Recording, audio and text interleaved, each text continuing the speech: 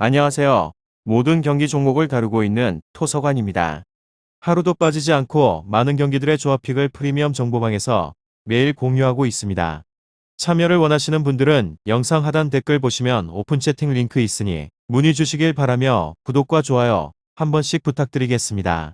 그럼 이번 경기 정보 시작하겠습니다. 아탈란타 유벤투스 축구와 관련하여서 아탈란타는 리그 5위로 유벤투스는 최근 승점을 쓸어 담으며 4위로 올라섰습니다. 아탈란타는 최근 몇 시즌간 최악의 부진에 빠진 곳으로 코파 이탈리아에서는 한 수 아래로 평가를 받는 피오렌티나에게 패해 탈락을 하였고 리그에서는 3경기 연속으로 승리를 따내지 못했습니다.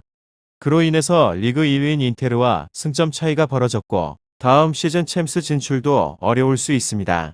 때문에 승점 2점 차로 순위 경쟁 중인 유벤투스 상대로 승리를 노리고 있으며 보가와 마리노브스키 무리엘과 파살리치 등이 모두 출전을 해서 공격적으로 나설 것 같습니다. 하테보어와 자파 코스타 등 윙백들이 측면을 공략할 것 같기도 합니다. 다음으로 유벤투스는 후반기에 대반격을 노리고 있습니다. 이적 시장에서 데려온 자카리아와 블라우비치는 두 경기 모두 주전으로 나서며 빠르게 팀 적응을 마쳤고 아르투르가 맥케니와 함께 3선을 책임지고 있습니다. 주중 코파 이탈리아에서는 상대의 자책골을 유도한 블라우비치의 맹활약도 있었습니다. 그리고 그 경기에서 모라타와 카이오 로카텔리와 라비오 등이 교체로 투입이 되면서 체력을 아꼈습니다.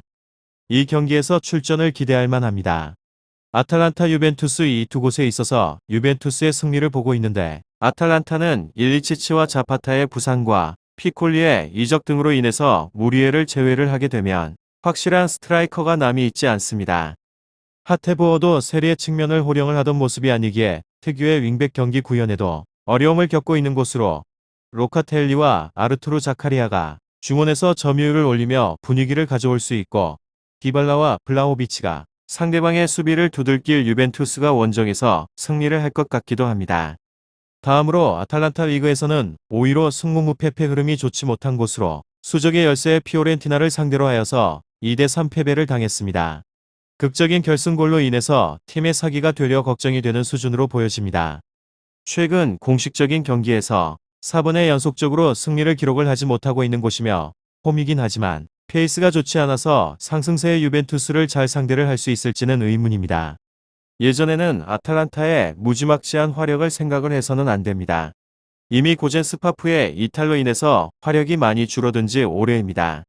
일리치치도 개인사와 노쇠화로 인해서 폼이 굉장히 좋지 않은 곳이기도 합니다. 아탈란타 유벤투스 축구 자파타도 결장을 하기 때문에 남은 선수는 무리엘 말리nov스키 파살리치입니다. 스탯은 나쁘지 않긴 하지만 모두 최근에 있어서는 득점을 성공시키지 못하고 있는 곳으로 썩어도 준치라고 공격력에 있어서는 화력이 줄어들었는데 밸런스에 조금 더 신경을 쓰는 모습을 보여줍니다. 다만 직전의 경기에서 주포가 빠진 피오렌티나를 4-2 3골을 실점을 하는 등 아직 플랜A 가동 빈도가 많은 홈에서는 실점에 대한 가능성이 매우 많음을 보여주었습니다. 홈에서 17실점으로 원정에서의 11실점과 비교를 하게 된다면 확실한 차이입니다. 새로운 득점원이 생기게 된 유벤투스를 상대로 하여서 무실점으로 막아낼 수 있을 것이라는 생각은 들지 않습니다. 결장자는 미란축크 자파타 일리치치 선수입니다.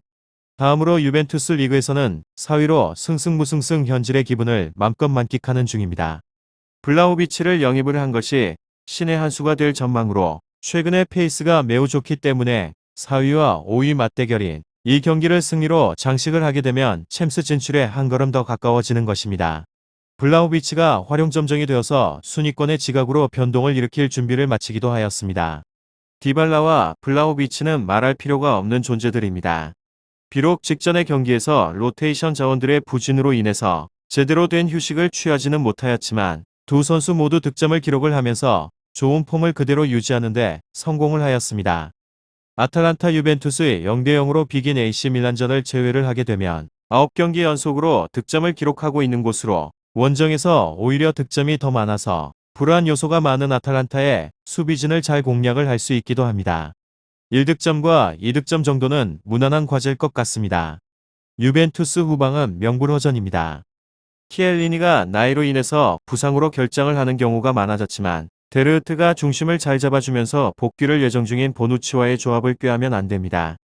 직전의 경기에 있어서는 실점을 기록을 하였지만 최근 리그에서는 3경기를 연속으로 무실점 경기를 기록하는 중입니다.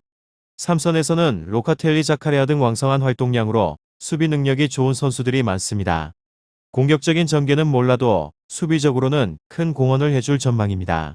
아탈란타의 공격력을 생각을 해본다고 해도 2실점 이상 기록을 할 가능성은 적어 보입니다. 결장자는 베르나르데스키 키에사 케일레니 선수입니다. 아탈란타 팀이 펼치고 있는 공세를 유벤투스가 막아내고 빠르게 전개를 시도를 하는 그림일 것 같습니다. 유벤투스의 약점이었던 득점력에 대한 문제를 블라우비치가 해결을 해주고 있는 곳으로 디발라 역시나 공격에서의 짐을 많이 덜어서 공에 대한 전개와 도움에만 집중을 하면 됩니다. 아탈란타도 적극적인 팀이긴 하지만 핵심적인 자원들의 이탈로 전체적인 화력에 감소가 걸리는 부분입니다. 아탈란타 유벤투스 축구 잘 알아보시고 좋은 결과 얻어보시길 바랍니다. 유익한 정보가 되셨다면 구독과 좋아요 한 번씩 부탁드립니다. 그리고 최종 조합과 정답치는 항상 프리미엄 정보방에서 항상 공유하고 있으니 참고해 주시고 이번 영상 마무리하겠습니다.